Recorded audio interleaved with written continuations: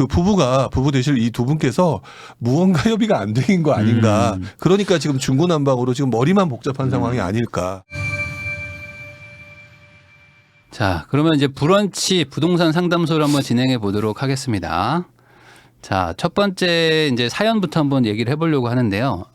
개발자 커플인데 23년 말 결혼하고 어디에 사냐 이 고민이신 것 같아요. 소수님. 23년 말에 결혼을 목표로 하고 있는 개발자 커플. 와, 근데 요즘에 개발자분들이 네. 그 연봉이 진짜 높더라고요. 네, 되게 많이 높아진 것 같아요. 거기다가 또 이런 분들이 또 프리랜서도 할 수 있고 개인 사업자로 막 하면은 네. 그 오히려 급여가 막 더 늘어나고 연봉제보다 네. 뭐 그러면서 요즘 소득이 정말 높은 분들이 많은 게 개발자인데 네. 커플이세요. 인생 최대의 쇼핑이라고 하는 내 집을 조만간 마련해야 될 상황에 놓이니 고민이 이만저만이 아닙니다. 올해 2월부터 결혼 자금을 모으고 있는데 결혼 비용 지출로 저축액은 제자리 걸음이네요. 근데 23년 말에 결혼하시면 아직 1년 남았는데 결혼 비용 지출이라는 게 많은가? 예단 예물도 안 한다고 하시는데 최대한 간소하게. 간소함의 그 기준이 다를 수 있습니다. 저도 이거 결혼할 때 생각이 났는데 네네네. 저희 부모님이 네. 예물 이런 거 간소하게 해라. 네. 정말 간소하게 하는 건 줄 알았는데 네. 간소의 기준이 사람마다 다르더라고. 지금 저는- 말씀하시니까 생각났는데. 저는 아예 안 하는 수준으로 생각했거든요. 네, 저도 지금 딱 생각이 난 게 그거였던 것 같아요. 그럼 간소화 이꼴 안 해도 되겠지. 저도 약간 그렇게 생각했어요. 근데 반지가 넘어온 거예요.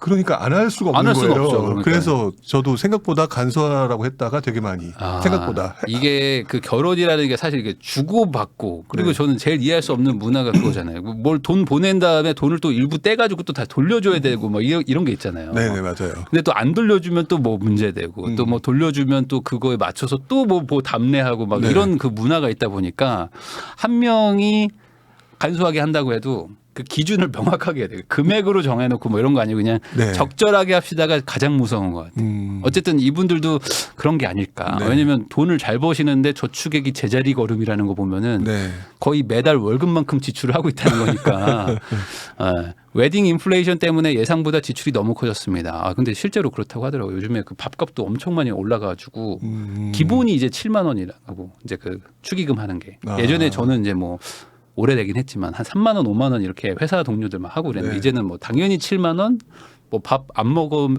안 가면 뭐 5만 원. 근데 5만 원도 약간 좀 미안한 느낌. 그렇죠. 그렇게 많이 갔다고 네. 하더라고요. 그래서 지출이 너무 커졌는데 내년 하반기에는 집을 구해야 되는데 어떻게 해야 될지 상담을 요청합니다. 여자분은 만 28살이신데 세전 550. 그러니까 세네요. 많은 거죠. 세네요. 사실. 네. 역세권 청년주택에 거주하고 계셔가지고 보증금 6천에 살고 계시면은 지금 뭐 이렇게 저렴한 거를 살기는 쉽지 않은 상황이잖아요. 네. 청년 적금으로 월 50, 주택 청약 월 10. 만 31세 남자분은 세전이 880이요. 진짜 요즘에 개발자분들이 많이 버시기는 하는 것 같아요. 쌍문동 30평 아파트 갭 투자로 소유하고 있고 동생한테 3천만 원 빌려서 월 115만 원 원리금 균등 상환 중. 총 115만 원만 상환한다고 하는 거면 뭐 800에서 115는 뭐 크게 부담은 아니니까. 네, 부담 가는 수준은 확실히 아니네요. 네, 서울 빌라에서 반전세에 거주하고 있고 가족과 살고 있어서 월세 지출도 없습니다. 주택 청약 월 10만 원씩 내고 있어요. 네, 상황은 뭐 나쁘진 않으신 것 같은데 누적 저축액이 2천만 원이다.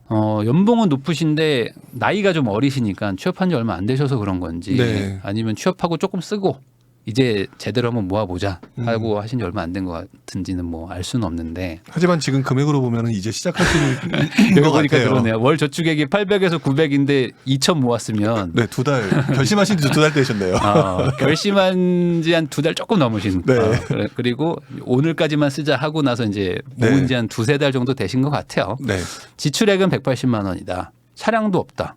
그러면 이제 앞으로 돈 모으는 속도는 엄청나게 높을 것 같은데. 다른 분들에 비해서 달려가는 속도가 엄청날 것 같은데요. 그러니까 이게 둘이서 지금 900 모은다는 거잖아요. 네네. 이 정도면은 뭐 세금 떼고 거의 다 모은다는 것 같은 느낌인데 보니까 월 저축 70%를 유지하고 있다.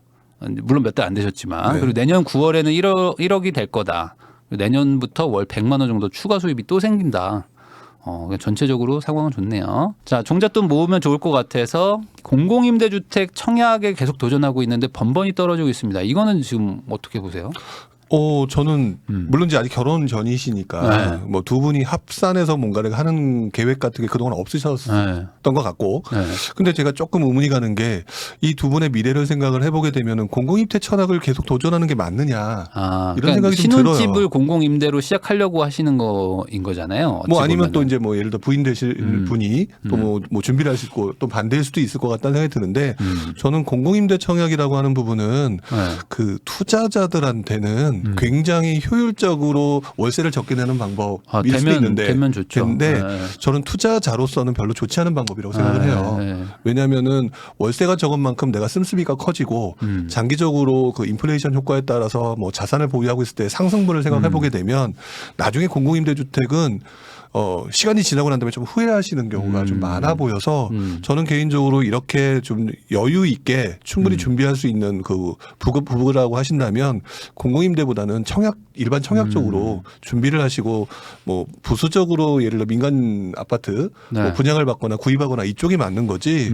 이거를 너무 집착적으로 하실 필요는 없을 것 같아요. 저도 주변에 예전에 그런 분 한 분이 있었거든요. 한 분이 아니라 몇 분이 공공임대 사시는 분이 있었는데 그 당시에 너무너무 만족해 하셨어요. 근데 그게 집값이 오르고 난 다음에 그분들이 되게 멘탈이 좀 무너지시는 경우를 봤어요. 공공임대라는 게 기본적으로 공공이 붙었으니까 싸게 해주는 거잖아요. 시세보다는. 그렇죠. 같은 퀄리티면 어쨌든 싸게 해주는 것도 맞고 다만 이제 이게 뭐 모두에게 중산층한테도 제공한다 뭐 이런 건 아니고 어쨌든 복지 개념이다 보니까 어쨌든 뭐 소득 기준도 있을 것이고 최대한 좀 상대적으로 좀 지금 약자인 사람들한테 우선 배정하는 것도 있는데 그렇죠. 이분들 상황에서 이게 될까라는 거는 그러니까 이분들 정도의 소득과 이 나이대까지도 올까라고 보면은 이건 좀 쉽지는 않을 것 같기는 해요. 네, 쉽지도 않을 뿐더러 본인들의 미래를 생각하게 되면은 별로 좋은 방법은 아닌 것 같다라고 저는 생각이 들어요. 네네네. 거기다가 이제 남자친구는 유주택자이기 때문에 혼인 신고하고 나면 디딤돌이나 뭐 신혼희망 타운 등의 청약도 불가능한 상황이다. 남자친구 소유의 주택은 당장 입주하기는 어렵기 때문에 제가 대출을 일으켜서 집을 구하는 쪽으로 방향을 잡았습니다. 지금 그러니까 결론은 혼인신고 안 하고 2주택을 어떻게든 하겠다는 것 같은데 이 부분에 대해서는 어떻게 생각해서 저는 개인적으로는 남자친구가 유주택자이시긴 하니까 어차피 집이 하나 있으시면 뭐 지금 아마 실거주 요건이나 뭐 이런 것들을 어떻게 해결하셨는지 모르겠지만 뭐 아주 무리하지 않는 선에서 어떻게 대출을 받아서 들어갈 수 있지 않을까? 뭐 전세 빼주고 이게 안 될까? 근데 그 집이 앞에 잠깐 나온 것 같아요. 앞에 쌍문동인가요? 아까 제가 얼핏 본 것 같은데. 쌍문동 30평. 네. 쌍문동 30평 갭 투자라는 게 조금 아쉬워요. 왜요? 왜냐면은 만약에 소득이나 이런 것들이 조금 그 좀 적은 분들이라면 사실 서울에 있는 쌍문동에 있는 30평 아파트 괜찮다라고 보는데 이분 입장에서는 나름대로의 소득도 괜찮은 상태에서 아마 갭 투자로 가지고 보유하신 것 같거든요. 그러면 언제 구입하셨는지는 잘 모르겠는데 어느 정도 수익은 나셨을 것 같다는 생각이 좀 들어요. 그러니까 그리고 이분들이 돈을 안 모은 게 아니고 여기에 돈이 들어가 있겠네요. 그럴 수도 아파트. 있겠네요. 남자분이 모은 돈은 다 여기에 들어가 있으니까 모자라니까 동생한테 3천을 빌린 거니까 아마 꽤 돈이 들어가 있을 것 같긴 한데. 그래서 지금 보면 거기선 살 수 없다라고 얘기를 하는데 상황에 따라서는 이제 이거 좀 많이 좀 달라질 수는 있겠지만 그 집을 매각하고 난 다음에 다른 데로 뭐 들어간다든지 아니면 그분들을 내보내고 난 다음에 들어가는 방법 아직 그 뭐 결혼하려면 한참 남았다면서요. 그런 것들도 괜찮을 것 같고 소득이 괜찮다면은 쌍문동보다는 조금 더 괜찮은 곳들로 부부가 서로 좀 움직일 수 있는 이런 곳으로 가시는 게 좀 더 좋겠다는 생각도 뭐 들어요. 금액이 얼마일지는 모르겠지만 그래도 뭐 대출이 아예 불가능한 정도의 상황은 아닐 것 같은데 거기다가 뭐 갭으로 들어가 있는 돈에다가 추가로 1억이 더 모이니까 그거까지 넣으면은 어떻게 될 것 같기도 한데 당장 입주가 어렵다는 얘기를 하셔서 우선은 넘어가겠습니다. 한두 달 전에 시험 삼아 대출 알아보려고 주거래은행에 상담받으러 갔는데 프리랜서로 전향한 지 3개월밖에 안 돼가지고 소득 금액 인정이 쉽지 않을 거라며 생활비 대출 정도나 가능하다는 답변만 왔습니다. 내후년 5월까지는 시간이 있고 부동산이 하락장이라 좀 더 두고 보려고 하는데 대출 금액을 늘리기 위해서 내년 종합소득신고를 최대한으로 하고 6억 미만 서울 소재 빌라나 아파트 정한되면 경기도 기준으로 각자 원하는 지역이나 주택 형태를 고민하고 있습니다. 강동 지역은 아니고요. 우선은 이게 프리랜서라고 해서 소득 인정이 안 되는 게 맞나요? 제가 저번에 그 레오님하고 같이 얘기할 때는 카드 소비나 이런 걸로 이 간주 소득이 인정된다고 제가 들었는데. 그러니까 네. 그게 조금씩 다 다른 것 같아요. 뭐 저도 뭐 대출 전문가는 아니니까. 네. 근데 예를 들어서 제가 그 회사를 그만두고 난 다음에 마통이라든지 네. 이런 거는 확실히 직장이 없으니까 어렵더라고요. 아, 그렇죠, 그렇죠. 이런 네. 분들이 많거든요. 프리로 하시는 분들이 있기 때문에 보통 카드나 그밖에 건강보험, 건강보험 이런 걸로 납부 보통 내역, 어느 정도 인정소득이라고 그래서 하는 건 네. 있으니까 지금 이분께서 말씀하신 게 어떤 특정 상품에 해당되지 않을까라는 생각은 좀 들어요. 그러니까 전반적으로 대출 자체가 아예 불가능하다의 개념은 아닐 것 같고 네네. 아마 본인께서 물어봤던 어떤 그 대출 마이너스 통장 대출 같은 그런 어떤 특별한 것들에 해당되지 네. 인정소득은 웬만하면 다 인정해주고 해줄 거니까 뭐 거기서 DSR이 걸리고 이런 거지 나중에 네. 뭐 문제는 없을 것 같아요.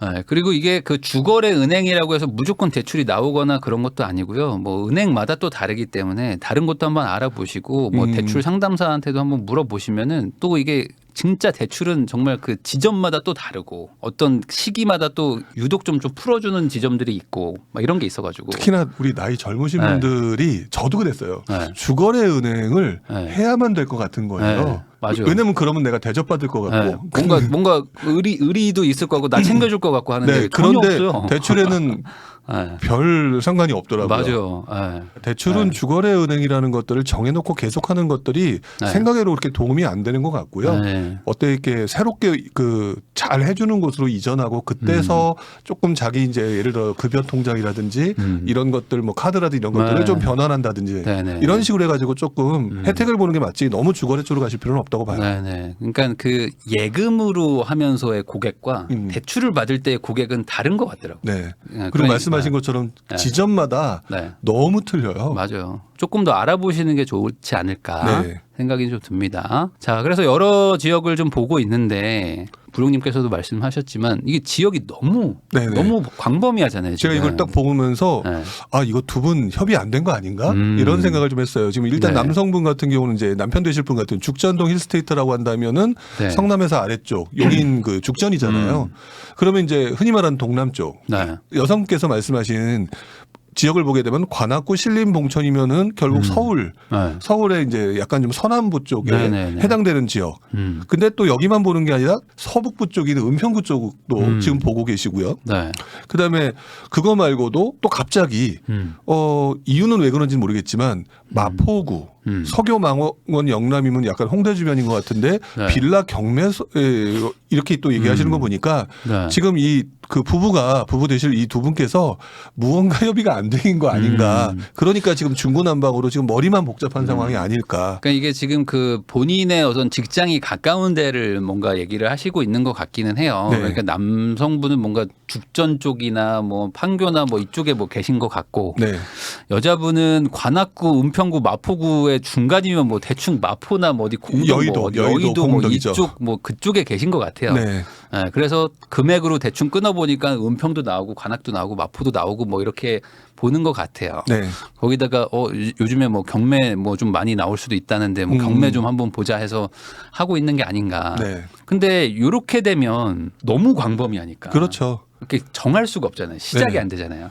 그러니까 초보자들이 물건 네. 깔아놓고 거기서 선택을 하려고 그러면 네. 그때부터 진짜 젊었을 때 많이 했던 결정장애. 네. 결정장애가 100% 오거든요. 그러니까 그러면 이제 죽전에 있는 아파트가 좋아요, 관악구 아파트가 좋아요, 막 이제 이렇게 가는 거잖아요. 네네. 그럼 이제 변수가 너무 달라져 버리니까. 그럼 동네 사는 사람마다 네. 얘기하는 게 다 틀리죠. 네. 제가 볼 땐 이거는 철저하게 두 분의 필요성에 따라서 지역을 추격시키는 게 맞다. 아, 보통 어떻게 추격하라고 하세요? 저는 뭐 우선 연봉 높은 사람 쪽에 우선은 네, 일자리와 이 연봉 쪽으로 얘기를 하거나 그러다가 저는 시간이 지나면 여성분들은 육아라고 하는 부분이 발생하기 때문에 그때부터는 제가 사실 움직인 것도 예전에 움직인 것도 육아라고 하는 부분이 그렇죠. 영향을 분명히 미친 거거든요. 그러니까 처음에는 말씀하신 것처럼 연봉 쪽, 그다음에 시간이 좀 경과하면서 어차피 한 동네 살 거 아니니까 육아를 해야 되시는 분들에 가까운 쪽으로 그렇게 움직이는 게 좀 더 맞다고 생각하지 지금 이렇게 깔아놓으면 절대 못 살 거라고 생각이 들어요. 그리고 출퇴근 시간이나 아니면 뭐 야근의 정도에 따라서 네. 저는 이제 기본적으로 그래도 집에 도착하는 시간이 좀 비슷하게 그 위치를 잡는 게 좀 좋다고 생각은 하거든요. 네네. 그러니까 예를 들어 아내분이 완전 칼퇴근인데 남자는 막 야근하는데 아내분 쪽에 집에 얻어놓으면 그럼 아내분은 6시에 칼퇴하고 집에 왔는데 남편분은 한 9시까지 야근하고 집에 오니까 한 10시 반. 막 이 상황에서 그러면 아내분 한 4시간 기다리고 있고. 네.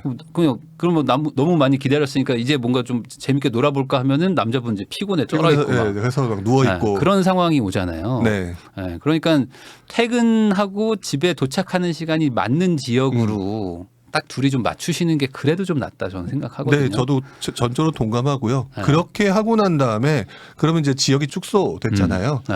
그 바운더리를 정하고 난 다음부터는 내가 생각할 범위가 줄어들었으니까 그 안에서 지역 또는 그 지역에 보면 뭐 그때부터 이제 우리들이 알고 있는 뭐 역세권이라든지 학군이라든지 기타 뭐 편의시설이 있는 곳이라든지 이런 곳들이 몇 군데가 나올 테니까 그걸 가지고 몇 군데를 좀 찍어 놓고 난 다음에 계속해서 지켜보시는 게 네. 훨씬 더 맞을 거라고 생각이 들어요. 그래서 뭐 지금 요 상황에서 뭘 사야 돼요라는 거와 뭐 신혼 초반에 몸테크 그러니까 각오는 알겠지만 사실 지금은 뭔가를 물건을 고를 단계는 아니다. 네네네. 네, 지역 선정부터 우선은 해야 되는 거고 네. 그 지역이 어느 정도는 그래도 좀 좁혀져도 그 안에 단지가 수십 개 수백 개인데 그렇죠. 지금은 뭐 수천 개를 놓고 비교하자는 것밖에 안 되는 거고 그리고 빌라 경매로 할 건지 네. 아니면 뭐 확실하게 뭐 아파트로 할 건지 뭐 오피스텔로 할 건지 이 종목이라도 좀 정해야죠. 그것도 그렇게 안 정하면 맞아요. 그렇게 정해야 되는 이유를 지금 말씀을 드리고 싶은 게 밑에 몸테크란 말이 나왔거든요. 네. 그 몸테크라고 하는 거는 결국에는 좀 몸이 힘들어도 내가 고생을 해서 수익이 극대화할 수 있는 데를 가겠다는 거잖아요. 네네. 그러기 때문에 아마 예를 들어서 빌라 같은 것도 생각을 하면 또 빌라 얘기하면 또 재개발 네. 뭐 이런 거 생각할 수 있잖아요. 그래서 이제 끝도 없죠. 이제 그럼 더 복잡해지는 게 네. 그러면 빌라 중에서도 예를 들어서 무슨 뭐 재개발 지역이 있을 거고 모아주택이 네. 있을 것이고 또 네. 그 중에서도 좀 신축에 가까운 빌라를 할 거냐 또는 아주 썩은 빌라를 할 네. 거냐 네. 썩음썩음 해가지고 막 왠지 좀 힘든 맞아요. 이게 갑자기 또 결정장애가 좁혀도 힘든 상황인데 네. 그 단계도 못 들어간 상황이라고 그렇죠. 좀 느낌이 네. 와요. 근데 여기서 내가 뭘 선택하려고 그러면 선택도 안 될 뿐더러 네. 오히려 머리만 복잡하기 때문에 네네. 가장 먼저 할 거는 우선 지역. 음. 지역을 확실하게 정하시고 네. 그다음에 종목도 확실하게 정하시고 그럼 나는 아파트에 뭐 예를 들어 뭐 분당 인근이다. 그러면 이제 가진 돈 뻔하니까. 그렇죠. 그리고 보면 답이 안 나오거든요. 네. 웬만한 동네 다 제껴지고 남는 동네 몇 개 단지 쫙 나올 거란 말이죠. 그럼 얘네들 한번 봐보고 하면 현장도 한번 가보고 아 근데 여기서 뭐 못 살겠다. 아니면 뭐 여기 살만하다. 다른 지역도 있냐. 그래서 뭐 예를 들어 뭐 수지라든지 뭐 한번 조금 뭐 수원이라도 한번 좀 인근도 한번 가볼 수 있으니까. 그러니까 하여튼 이 두 분은 그 제가 그 회사에 네. 있을 때 네. 개발자랑 같이 근무를 좀 많이 하는 그런 아. 일을 좀 몇 번 했었어요. 그래요? 그러니까 왜냐하면 어떤 회사마다 흔히 네. 말하는 프로젝트 같은 거를 네, 네, 진행하게 네. 되면 개발자들이 들어오거든요. 그럼 개발자들이 아무래도 야근이 많아요. 야근이 많고 그러면은 결국에는 그분들이 지역을 명확하게 정해놓지 않으면 네. 그분들이 새벽에 택시 타고 그 아. 새벽에도 하는 그렇죠, 경우도 그렇죠. 있거든요. 막 택시 그러니까 타고. 그거가 아마 일반 퇴근하는 일반인들하고 좀 많이 다르실 거예요. 그러니까 지역을 선정하는 게 제가 이 상황에서는 일반적인 상담보다 더 중요한 부분이라는 생각이 좀 강해요. 그럼 기본적으로 지금 분당, 관악, 은평, 마포면 네. 기본적으로 마포도 비싼 동네인데. 그렇죠. 네, 뭐 여기 조금 싸는 것도 있지만 그 은평구도 응암동하고 또 DMC도 또 좀 차이도 좀 났고. 네. 신림, 봉천도 사실 이게 지금 다 너무 광범위하니까. 그렇죠. 네, 개인적으로는 요 정도의 금액대와 이 정도의 어떤 소득까지 있으신데 네. 쌍문동에 어쨌든 아파트가 있으시니까 뭐 그거를 지금 정리해가지고 뭐 세금을 한번 따져는 봐야겠지만 네네. 그거까지 합쳐서 뭔가 하나로 합치시든지 이걸 여기서 또 쪼개는 거는 저는 좀 맞지 않는 게 아닌가 그러니까 생각이 좀 드네요. 좀 안타까웠던 게 그 쌍문동에서 갭 투자를 하신 이유가 보나마나 제 느낌상으로는 그 수익을 얻기 위해서 투자 쪽으로 접근을 하신 것 같아요. 근데 지역은 약간 지금 다르잖아요. 너무 좀 약간 네, 한시 방향매가 있잖아요. 그게 왜 거기를 하셨는지 모르겠지만 지금 일단 결혼과 동시에 뭔가 실거주라고 하는 중요성 있는 걸 할 때 이 투자가 제약을 주는 상황이 돼버렸거든요. 지금 현재 상황 자체가 시장이 뭐 엄청나게 오르는 상황도 아니고 그렇다면 이거를 조금 간소화할 필요는 있을 것 같아요. 아까 말씀하신 것처럼 팔 수 있다면 쌍문동이라고 하는 동네보다 연봉과 이런 것들을 좀 더 생각을 해보면 더 좋은데 그러면서 약간 좀 가격이 좀 많이 그동안 떨어진데 이런 곳들을 사서 들어가는 것도 오히려 이분들한테는 괜찮지 않을까. 그럼 뭐 실거주를 할 수 있는 지역이 아니니까 지금 고민하시는 거일 수도 있는데 네네. 뭐 실거주가 가능한 지역으로 뭐 요번에 어차피 결혼을 하시기 전에 사놓으신 걸 거니까 네네. 결혼 마음을 먹었으면 뭐 그거에 맞춰가지고 다시 한번 옮기든지 아니면 뭐 쌍문동에 좀 불편하지만 가서 살든지 네. 하나로 합쳐야 되지 않을까 생각하는 그러니까 그런 생각이 드는 좀 금액대이긴 해요. 지금 뭐 어쨌든 2천만 원 있으시니까. 네네. 근데 남성분은 죽전동 힐스테이트하고 딱 사랑하는 아파트가 계세요 지금. 아니, 찝으신 거. 그러니까 남성분이 오히려 부동산 투자를 좀 해보셨잖아요. 그러니까 죽전동 힐스테이트 맞는 거 아니에요? 저게? 제가 봤을 땐 저게 그냥 맞을 것 같은데 그냥. 그러니까 뭐 하여튼 죽전동 하면 저도 이제 기억나는 게 죽전 힐스테이트 다 기억나는 그 괜찮다고 하는 거니까 찍어 놓으셨는데 여성분 같은 경우는 신림 봉천, DMC 응암 사실 좀 너무 광범위한 부분이 있어요. 여자분은 아직 지금 이제 막 공부를 막 시작하신 것 같고 이거저거 막 해보시는 것 같고 네네. 남자분은 어느 정도 좀 답이 좀 나와 있는 상태이신 것 같은데 네네. 남자분이 좀 성격이 좀 유하시든지 아니면 여자분과 지금 뭐 팽팽한지는 모르겠지만 네.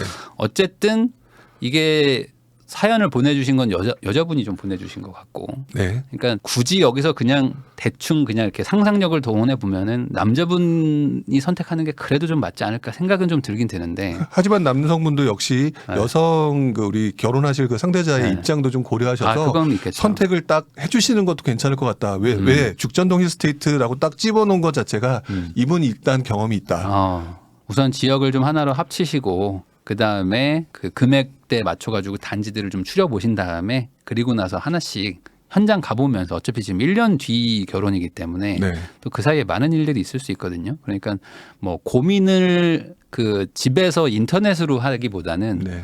우선 정해가지고 현장을 가보면서 가보면 또 마음에 안 들기도 하니까 네.